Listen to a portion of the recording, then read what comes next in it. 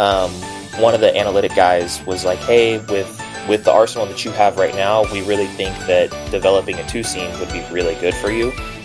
And so that was kind of something that we really hammered a lot of time and effort into, and it, in my opinion, it got pretty good. Definitely, there's always some improvement to be had, but it definitely was a good weapon that I was able to utilize both in AAA and in the big leagues as well.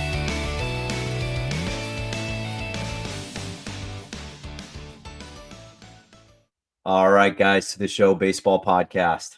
Today's episode, we're dipping into the Phillies again. I've had a few guys in the Philly system on this offseason, and today's episode we have Kyle Tyler. And if you are not familiar with Kyle, he was actually claimed off waivers by the Phillies towards the end of the year, I think around August time, and he made a few starts down in Lehigh Valley. To close out the year. And we're into the offseason now, and spring training is less than a month and a half away. So that's kicking up here. And Kyle, I like to start these things off on a little lighter note. And I figure you're back home right now. I'm not sure what your plan is, but how has your offseason been? What kind of things have you been up to? The off season's been really good. Had my wedding, so got married on December 21st, and so Christmas right after that, my birthday right after that. And so just kind of enjoying the time at home. Well, I got to say, congrats on the wedding, by the way. Thank you. I also got married in this off season in October. Well, congrats. A lot of stuff goes into that. It's a big, I don't know, Absolutely. it's just such a big life event that I wish I could relive over and over again. And it's absolutely fantastic. But so obviously you've had a pretty big off season getting married, Just a and little bit. yeah, and you're in a new org too towards the end of the year as well. Mhm. But I kind of wanted to start off with a couple boring baseball questions right off the Okay. top. So you obviously started the season in Miami system, and had some time in the bigs, and also down in AAA as well.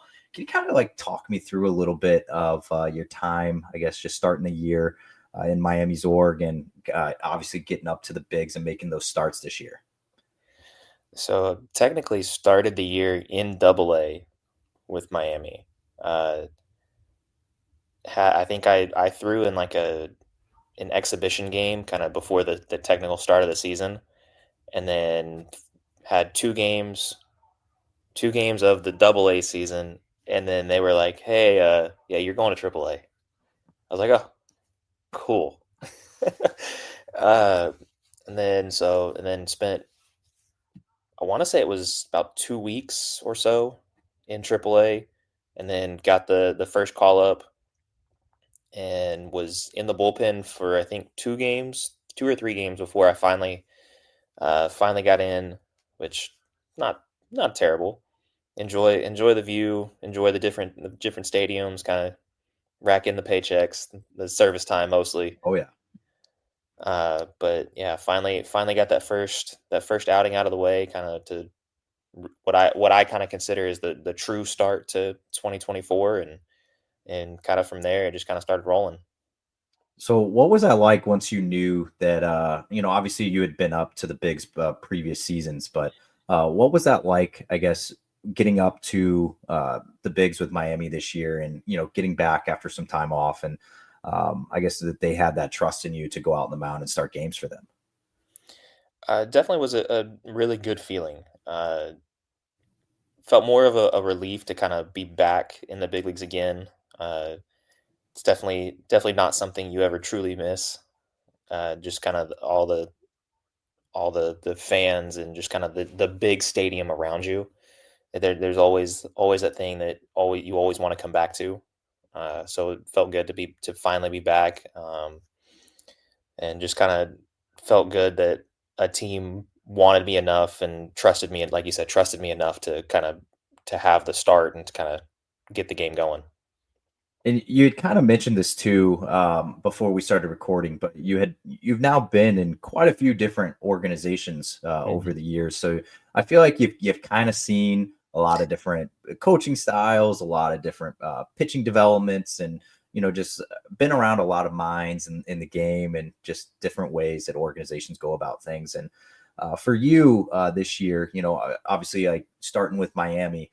What kind of things did you notice that they did, like within their pitching development, or did they? I always there's always like a running joke on here. I get a lot of guys from like the Yankee system, the Red Sox system, things, and they're just like, we had to learn a sweeper. Like if we were pitching in their system, we had to learn a sweeper. Was there anything like that for you with Miami? Did they kind of tweak your arsenal at all, or what kind of things did they do? Uh, I don't want to say that there was anything in particular like, hey, you have to do this. One of the analytic guys was like, hey, with the arsenal that you have right now, we really think that developing a two seam would be really good for you. And so that was kind of something that we really hammered a lot of time and effort into, and it, in my opinion, it got pretty good. Definitely, there's always some improvement to be had, but it definitely was a good weapon that I was able to utilize both in AAA and in the big leagues as well. And I did kind of want to ask as well, obviously, about your current franchise, the Philadelphia Phillies, and Mhm. obviously the Phillies are a team that's constantly in it. These I feel like the past decade, I feel like they've always been in contention of the playoffs, and they're always there at the end, at least battling with the Braves or Mets or whoever it is in the NL East. But how exciting was it for you to be claimed by them and to enter their organization? It was definitely a very good feeling to know that a team that has a true like winning track record to that had interest in me as well. Kind of the same feeling whenever I was picked up by the Padres a few years ago. That hey, good team, let's go win a World Series, let's go win games. That was kind of the same feeling I had with the Phillies. That hey, let's chance to truly win, go win a lot of games, and to potentially be in postseason contention from here on out. Especially with them being in the postseason shortly after I was claimed, that it was like, all right, there's this real chance that can pitch in the postseason this year, and so I was very excited for that opportunity. So speaking of the Phillies, you got to start against them in late June this year. So I did. some of your teammates you're going to be seeing in the locker rooms come spring training, you actually had to face them early in the season this past year. So what was that like, I guess, for you facing the Phillies lineup? Obviously, their lineup's pretty dang good these Yeah. days, and they got an all-star, former all-stars all around the lineup. So I guess what was that like for you facing them? Uh, Definitely nerve wracking, to say the least. Going in, it was like, hey, we have to execute almost every pitch. If you miss, like they're gonna do damage, and I felt like even though I did miss more than I would have liked to, felt like I held them off a little better than what some might have expected. Uh, but going off of that, the Turner had hit two really good pitches, had two doubles back to back at bats for him that I thought were some of the better pitches that I made on the day, and he handled them really well. And I think that was probably the most frustrating aspect of that is doing exactly what I'm supposed to do and not getting rewarded for it was kind of sucked a little bit to say the least.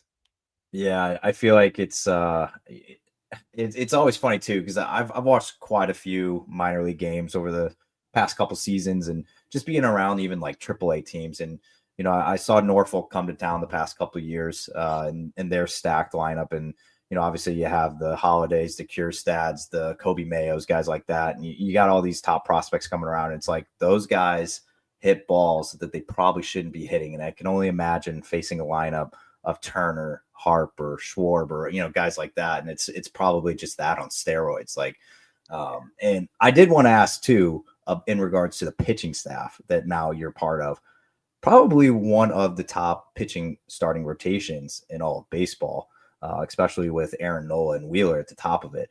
Um, Mhm. how excited are you to kind of get to be up against these guys in spring training and kind of can see how they go about their craft and obviously you'll be pitching alongside them in spring training. So how excited are you to kind of be next to those guys? Very excited. It's always a good feeling and a learning experience to be with not only guys that have shown that they can pitch at the big league level, but older veteran guys that have been doing it at a super high level for as long as they have. That it's there's always something to learn, whether it's a slight tweak to a thought process or a slight tweak to, hey, instead of aiming at this point, aim at this point, or little things like that. There's always something to learn from them, even if it's not them saying it specifically. Just watching how they go about their bullpens, their lifts, their catch session, anything. There's always something to learn from them. Is there anything that you like about Philadelphia? I guess just the city. Uh, I don't know. I've only been there I guess once now, Okay. so really nothing. Didn't really have a ton of time to truly explore the city much. Uh, but I mean, I the stadium itself for me is a wonderful place. Like I love the stadium, so I'd say that just the kind of the stadium, the atmosphere, kind of just being a part of that culture. And so I've spent a little bit of time in Lehigh Valley as well, and obviously you closed out the season pitching in Lehigh Valley. What'd you think of playing there, and I guess like the town and everything? It wasn't too. I didn't mind it at all. Definitely thought that the fans were really good fans, so can't really complain too much about that. Um, and I look forward to going back just because I know that the fans loved the players, and so just having that like almost family type aspect of like, hey, we want to welcome you back, rather than, oh, hey, you're back, good to see you. Yeah, I feel like it's some places it's probably the other way around, where Hmm. it's kind of like, all right, if we see it, we see it type thing, right? But Yeah. I always have a soft spot in my heart for franchises that major league franchises that have their AAA kind of close by. And I know Lehigh's not too far from Philly, so No, I not at feel all. like they're always turning out, and it's a good thing. Um, all right, I want to turn to a thing that I like to do, little life before the pros here. It's kind of why I started this thing, just kind of get to know you a little bit before you turn professional. Um, I got to ask, you grew up in Oklahoma, and for a guy that's been in Oklahoma now for a couple times previously in this past month, how was it growing up there? I'd say pretty normal.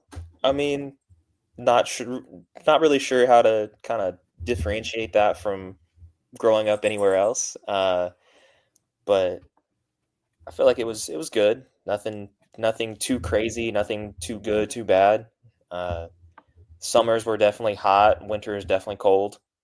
But I think the worst thing about Oklahoma is, I guess, a couple things that are the worst about Oklahoma is it's very flat, so there's not really anything too too much going on, and the fact that we potentially could have all 4 seasons in one day. Could Okay. have could have snow in the morning, rain in the early afternoon, and then by 5 o'clock, it's 85 degrees. So weather is actually coming up right here. This is why I asked this question. Me and my wife watched Twisters, the new Glenn Powell movie, Yep. and it takes place in Oklahoma. And Mhm. so my wife kind of, this is before we had like driven through there or anything. She leans over and she's just like, "Is Oklahoma really like this like all the time?" And I'm just like, "I have no idea. Like I have zero idea." So I'm assuming there's not like during the summertime, you don't have Glenn Powell's of the world out there chasing around tornadoes. That's not like a normal thing, right? No, that's actually very normal. Okay, it is. The giant like, the big giant tornadoes, that those are not normal, Okay. but the much smaller ones that you can kinda be like, "Oh, hey, look, there's a tornado," and think nothing of it, those happen quite a bit. I don't know the exact number, but I wanna say, like, on average, there's, like, 500 tornadoes a year in Oklahoma, Holy cow. and given I don't know the exact number, but I wanna say it's well over 100, but that happen every year. But most of them are so small that they spin up. They Even if they touch the ground, they touch the ground for 5 seconds and then they're done. Okay. Yeah, I grew up in like Tornado Alley, I guess in Hmm. St. Louis, and Yeah. it's one of those things where it's like, we would have a bunch of tornado warnings, but nothing. We would never like ever see anything. So I was curious if in Oklahoma it was just like a weekly thing. We're like, okay, Like, how do you know it's like this one might be serious compared to the last one? Like, I would be screwed.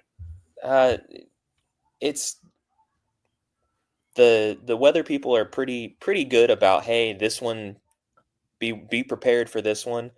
But most of the time, like you kind of just know. I can't exactly explain, but like you can, like watching the weather and looking at like the sky and the clouds and watching all of that, they kind of, over time you kind of learn like, oh, it's a little too warm, it's a little too cold, clouds aren't moving, we're fine, things like that.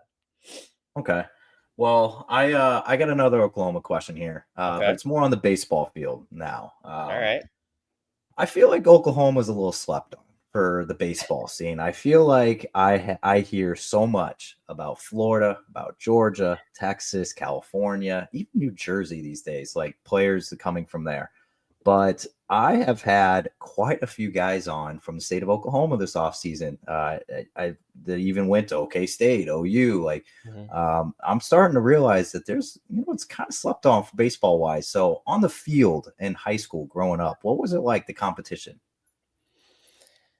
We had some good players. I'd say out of the, I want to say we had 8 high schools that we played on a consistent basis.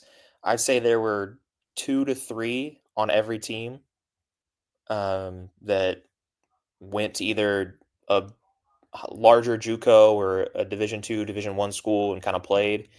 Um, and I think out of that kind of whole thing, I want to say there were, like, let's just say that there were 20 guys that went and played Division 1 or JUCO or whatever. I want to say that there were 6 or so that ended up going to play professional. So I mean, not bad. And that's just from my graduating class of 2015. Yeah. So I'd say that's a pretty solid number. Um, so I know there was one more after me. After my graduating class, there was one more that ended up playing professional that came out of Westmore High School where I went to. And then outside after that, I kind of lost track, so I don't really know too much after that. Yeah, I don't know why. I just feel like I'm seeing more and more. Like it's an Oklahoma guy. Like obviously now the holidays are making Oklahoma Mhm. like this, Matt Holiday's there now. So Yeah. his whole bloodline's there and pumping out of Oklahoma now, and it's putting it Mhm. on the map a little bit. But um, all right, don't be offended by this question, but why OU over Oklahoma State? Uh, Couple of things. One, both of my parents graduated from OU. OU is kind of the perfect middle ground from where my parents lived and where my grandparents live. It's about 20 Okay, minutes each way from my grandparents or from my parents to get to the baseball field. Um, and OU offered a little bit more in scholarship. okay. So that was the more of the determining factor than just about anything else.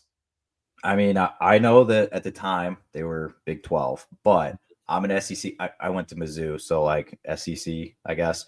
But I'm an SEC guy, so I'm now an Oklahoma guy over Oklahoma State. So Mhm. I think I know we beat you guys this year in football, but we'll gladly accept you guys into the SEC.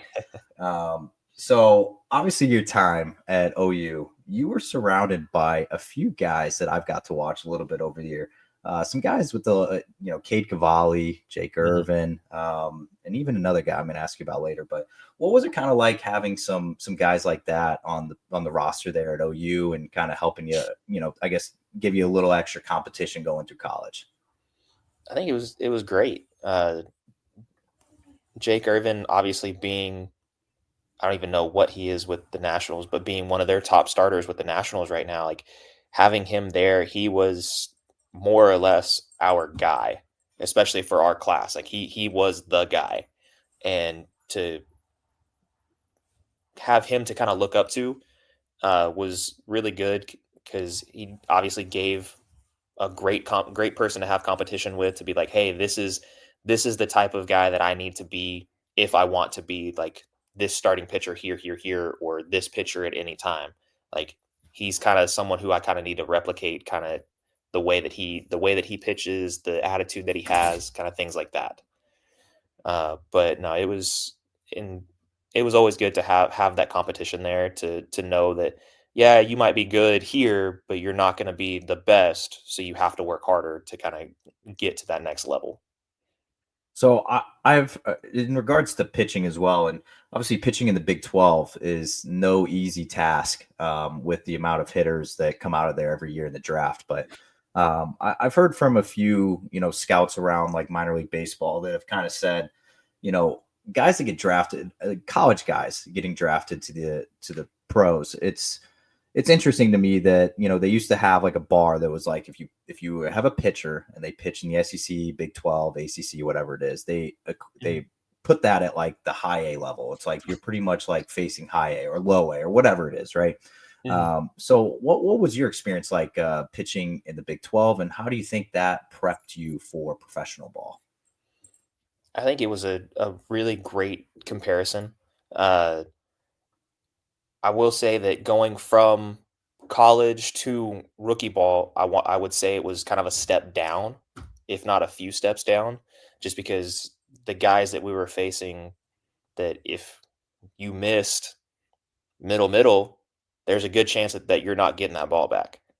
And going into the to rookie ball, felt like we were facing a lot of like, and not to say that it would have been freshmen that couldn't play, but felt like we are coming back to playing the true freshmen that had went to a smaller school that had never been into any type of competition whatsoever, and that this is their first time seeing big pitchers or whatever however you want to put it. And so it was could kind of get away with a little bit more. Um, but I definitely think that pitching in college and facing the teams that we faced was a big help in being prepared not only for the first couple seasons of pro ball, but to be prepared for down the line of in double A, triple A, and getting into the big leagues. Because now there's quite a few guys that we've played against that we're facing again at the big league level. Yeah, and it is very interesting now. Like I feel like it's become a thing more recently than like probably 10 years ago, but I feel like guys now that are being drafted out of college there in like the top of the first round, you're seeing in the bigs like less than a month later. Like I mean, obviously like Paul Skeens is an anomaly, like he's just a Yeah, freak, he but freak of nature. That one doesn't count. yeah. He Yeah, he doesn't. doesn't really count, but there's a lot of other guys that were kind of see even like Christian Moore this year with the Angels. I got up there like it's like a month later after he Mhm. was in like 2 games in AAA, and then they put him up there. So Yeah. I am kind of noticing it. I think going the college route always seems like the better road to me. I mean, I know that a lot of kids get offered a lot of money, but I feel like those college experiences, man, so they're valuable. Um, you're the first guy this offseason that pitched in the Alaska League, and I had to ask about it because I've heard obviously the Cape League, like every other league under the sun, the Northwoods League. I learned a lot about that this offseason. I have not had a guy on that pitched in the Alaska League. So can you kind of just tell me about your experience out there, what it's like? It was actually a lot of fun. The host family that I was able to stay with was probably the best host family that anybody could have ever asked for.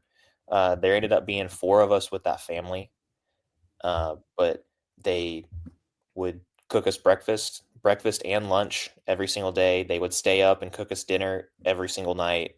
Wow. It and it wasn't one of those like, oh hey, you want like a couple eggs, maybe some bacon or whatever. It was full on like three-course breakfast. Like, oh, you want smoothie, you want omelets, you want hash browns, anything like that. They would happily cook it for us. Uh, Lunch was a little on the lighter side. It was more like, hey, let's make a couple sandwiches, things like that. But coming back for dinner, they didn't matter what time we would get home, that they would be up for us, and they Wow. would like again kind of the same thing, like full five-star dinner. That it wasn't like, oh, let's make you a little hamburger or something like that. It was like, oh, we're gonna have tacos, and they'd make 5 pounds of meat for tacos, or they'd make steaks. They'd have six steaks for the four of us. or whatever the case may be. Like they had meals on meals for us. So it was very, very, very fortunate to be with that family, and the team itself was fantastic. I don't think we won as many games as we actually wanted to, but the team was awesome. The views were always incredible. Uh, very different to kind of the sun never truly setting. That's Uh, wild. but yeah, it would get dark. I put quotes on that. It would get dark about 2 in the morning, and the sun would come right back up about 4 in the morning. Wow. So Yeah, that's so yeah, it was pretty close to 24 hours of true sunlight, and even on our 4th of July game, we had to postpone fireworks for 2 hours because it wasn't dark enough for fireworks. And the game ended at midnight. holy cow. We didn't start the game till 10 o'clock, and the game ended at midnight, and we had to wait till about 2 a.m. to do fireworks. It's just a whole different world out there. It very much is. How did you land on going out there? Like, how did you, I guess, what led to choosing playing out there? I didn't really choose it. It was just one of those that the the coaches at OU, because I was gonna stay because I didn't exactly want to go play, because I'd thrown 50 innings or so, something like that, and I was kind of in the mode of like, hey, I'm gonna go try to finish as much school as I can, and then try to just kind of play when at whatever. And the coaches were like, "Hey, we really think that going to play would be very like super beneficial for you." And I was like, "Well, I kind of want to do classes and all that." And they're like, "Don't worry about the classes. Like, just take one class, call it good, but go play." And I was like, "You know what? All right, cool, whatever. Let's go play." And they was like, "All right, here's your flight. This is where you're going." Like it wasn't of like, "Hey, do you want to go here, here, here?" It was just like, "Hey, here's your plane ticket. We'll see you at the end of the season." I was like, "Oh, okay, cool." And that was it. That was the end of the discussion. Right. Yeah. That was your first for me and on this podcast this off season. I get a lot of Cape Leagues, a lot of North Woods, a lot of you name it. I've not gotten Alaska, so that is kind of cool. It's probably an experience that like you're glad you did when you did it type thing. So Absolutely, uh, it was very very fun to kind of experience that because I don't outside of going there for baseball, I don't think I'd ever like truly go, at least for a while. So yeah. I'm excited. I was excited to go. Yeah, it's one of those things like Alaska, Hawaii, you kind of like have to have a reason to go out there. It's like, we were thinking about a honeymoon spot and we're like, should we go to Hawaii? Like, when else are we going to go out there? It's like a good excuse, but no, it's just, I feel like Hawaii, Alaska, I'll never go unless I have a good excuse. So, all right. I'm getting a little random on you. I have some questions here that I like asking. Okay. Be careful on this answer here, but you're a married man now, so these probably changed from probably 3 months ago. But what do you like to do in your free time? What do you do on your days off during the season, on those Mondays in minor league baseball when you're off, or I guess even in the off season when you're not training? Say during the season, my Mondays usually consist of most of the time either like just kind of washing my car, getting gas, like your basics, simple, everyday errands that you kind of got to run anyway. Um, Maybe go get a haircut, grab grab lunch from wherever. Doesn't really not super picky most of the time anyway. Kind of just depends on what sounds good that at that point in time. But other than that, just kind of do some laundry, watch watch TV, play my Switch, or just kind of scroll through my phone during the season at least. And then I guess during the off season, I don't want to say I have off days because technically doing something every day. Uh, but a lot of the time it's kind of the same of do some laundry, kind of clean up the house, watch shows with the wife, and that's kind of about it. Nothing I changes too much.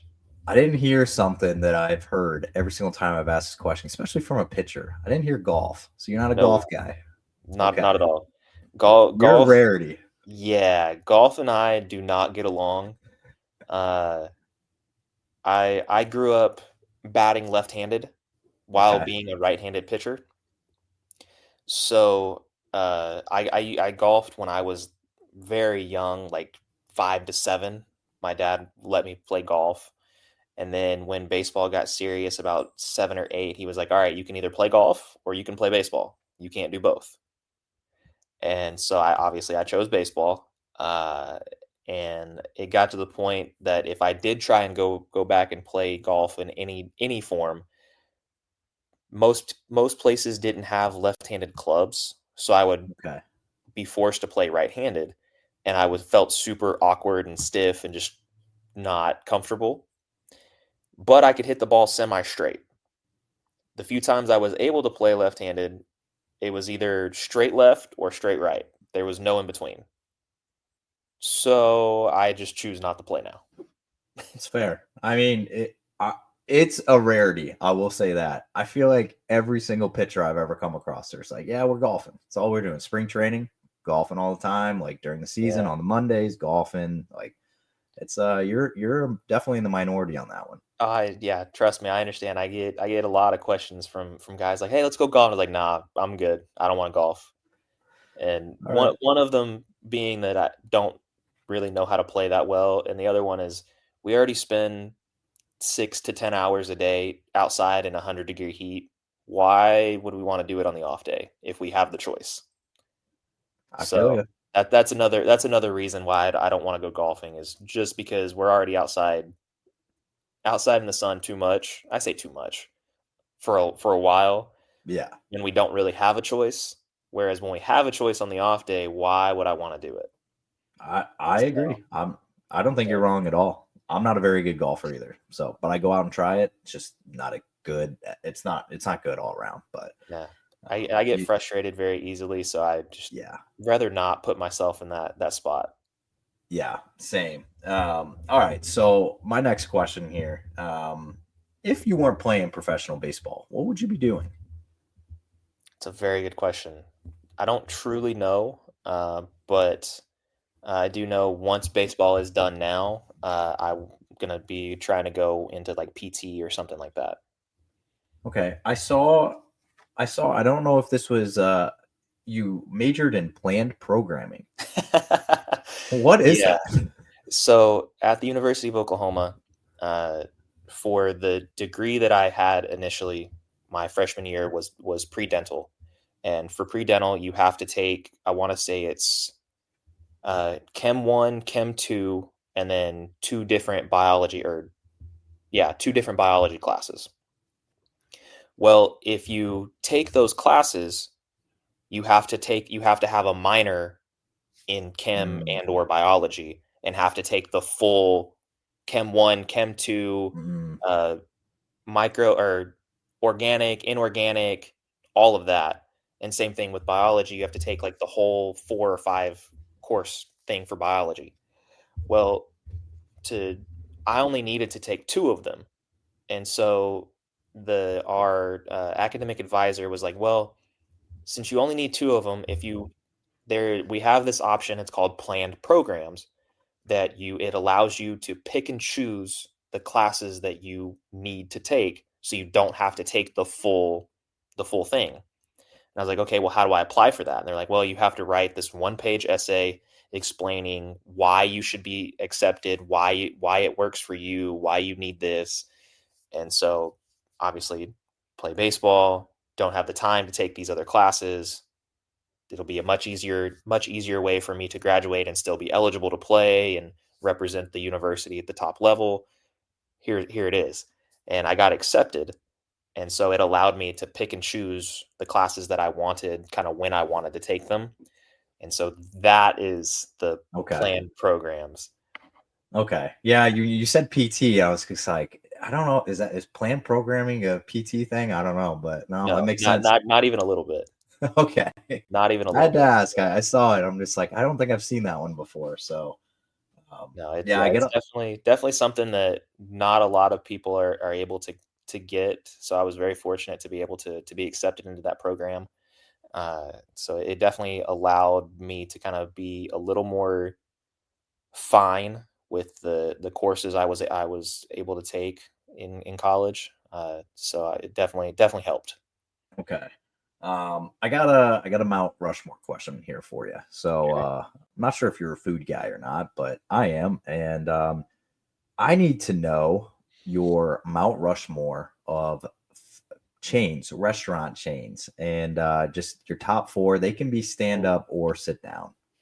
oh, okay. Oh, all right. Hmm.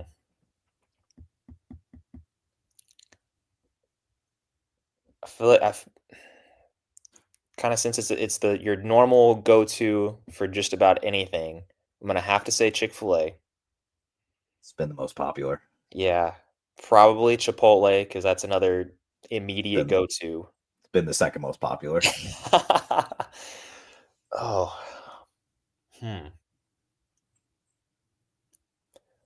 I don't even know what else to throw in there for two and for three and four. Um, hmm. You got your chicken place, you got your burrito place. Is there any Mhm. other food groups there? I mean, I don't know. I don't really. I feel like those are kind of the two go to. So there's really not a big change or variation between those two. Okay. Um, but if I had to, let's see, if I throw a pizza, if I throw a pizza in there, I'm gonna say, and I don't know how far and wide this one goes, but I would have to say Marco's Pizza. Okay. I've heard of that. Uh, They're around. I say there's one literally right around the corner from our house, so it's We'll let that one. We'll take that one. okay. Jeez. You're missing like some very easy ones here. Honestly, I was trying to not use it because it's very not good for you in any way, shape, or form. But probably McDonald's. Yeah, I mean, I've gotten that a few times, But yeah, but there's some serious omissions on this list here.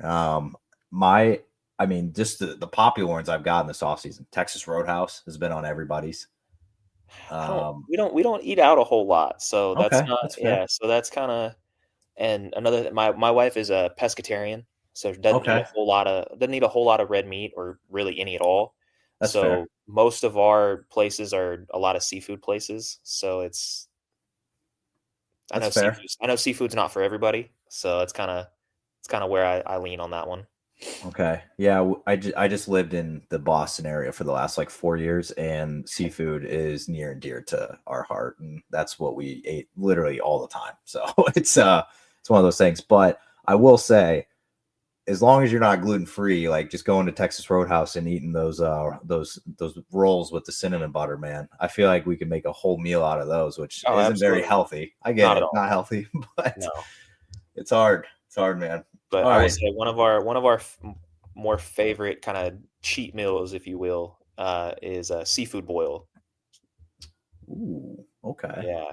So that could kind of replace McDonald's probably if we really wanted Okay. to. But there's a place close to our house that it's called the Dancing Crab.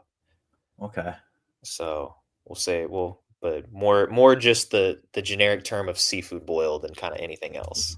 Okay. I haven't since moving down to Texas, I haven't had I guess any seafood yet or any fish, anything like that cuz we Mhm. were so spoiled by it up in New England where it's like very Yeah. fresh, but I know the Gulf, so I down there not too far, so yeah, we got to try that soon. But all right.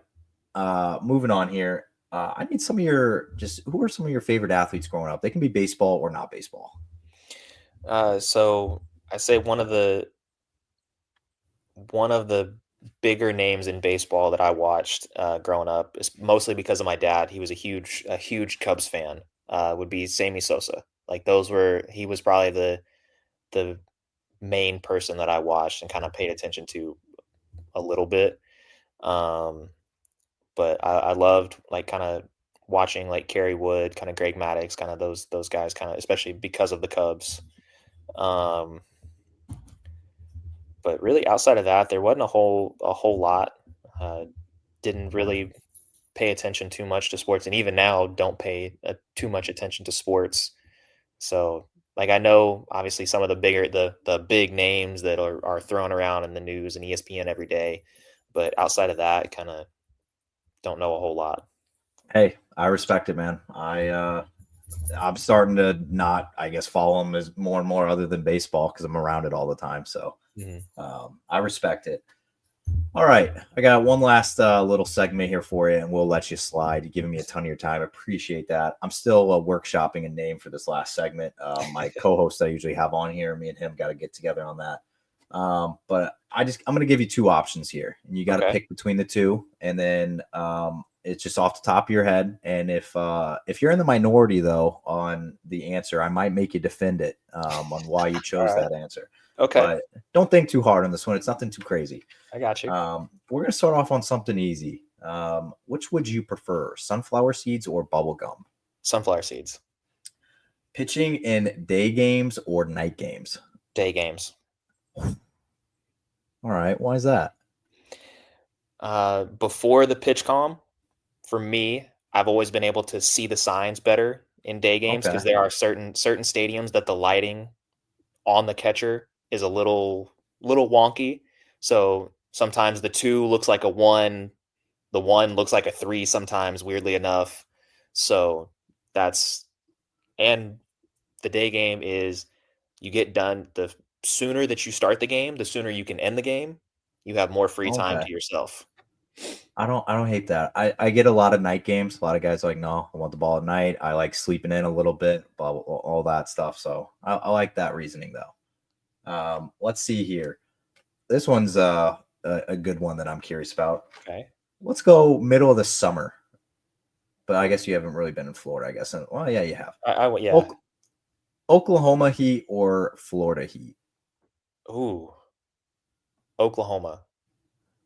Because Probably the it's about the same, but there's a little less humidity than out in Florida. okay. That one's fair. Yeah, I feel like it's more of a dry. I still think it's hot. It's hot. It's hot, It's but yeah, the it's still humidity it's is yeah. There were a couple days that I walked out of the house in Florida and I thought I was swimming. yeah, that's So fair. Oklahoma gets that way too sometimes, but definitely nowhere as consistent as Florida. Okay. Which would you rather watch, HGTV or History Channel? Ooh. It's a tough one, man. Depends on what I'm feeling, but if I had to just pick one off the top of my head, I'd probably say History Channel. Okay. I get a lot of HGTV, so you're in the minority there, but I'm not going to ask you why because I love History Channel too. So I agree with both of them. I watch both of them on a consistent basis, so it just kind of depends on the mood that day. all right, I'm about to put you in a very tough position here. Oh god. It's an OU related question. All right, Which quarterback did you like better, Baker Mayfield or Kyler Murray? Baker. Oh, okay. All right, I was expecting the other route there. All right, which school do you not like more, the University of Texas or Oklahoma State? Texas. I probably shouldn't say that though, because Skip came from Texas, but probably Texas. So I'm assuming then in this, I know, are you have you been watching any of the college football playoff at all? A little bit, yeah. So I'm assuming every game it's like your horns down over there. Yes, but just because that they are kind of the school that followed us over to the SEC, like I Yeah, kind of rooting for them, but at the same it's time, like tough. at the same time, it's like, whoever wins wins. It is what it is. I agree, man. It's so hard because I don't like them, but I'm like, man, like I don't know, like it's tough. All right, I got one question left actually before we end it here. This one Okay. has been the most interesting when I ask pitchers. Which way would you like to end an inning more on? A strikeout or a double play? See, that's where you kind of have to know. Has it been a long inning, or was it just a super clean get in, get out inning? I mean, it's just whichever way you want to end an inning on. Obviously, if it's a double play, you had somebody on base. Maybe you were in trouble. Who knows? I personally, I like the double play more because from my experience, usually when guys get on, they get on in the first two pitches, and then it's one or two pitches, and then double play in the inning. So it's really not that big a deal. Whereas strikeouts, obviously, you have to throw a minimum of three pitches, and most of the time, guys are good enough now that they're probably going to foul off at least one. So Yeah. you're probably throwing 4 to 5 pitches instead of 3 or 2. So I'll take the double play. All right. Yeah. I've had that one's been 50-50. I mean, a lot of guys are like, I could throw one pitch, get out of it. Right. It's like I had a guy on, Exactly. I can get out of it. So I see it both ways. But then, the guys at the strikeout crowd are just like, no, I can like fist pump and like get hyped up. And it's like, all right, it's fair. All right, Kyle. I appreciate all the time. You're giving me a ton of it, but definitely looking forward to seeing you obviously down in Phillies camp this spring training coming up. But thank you so much for your time. Absolutely. It's been a pleasure.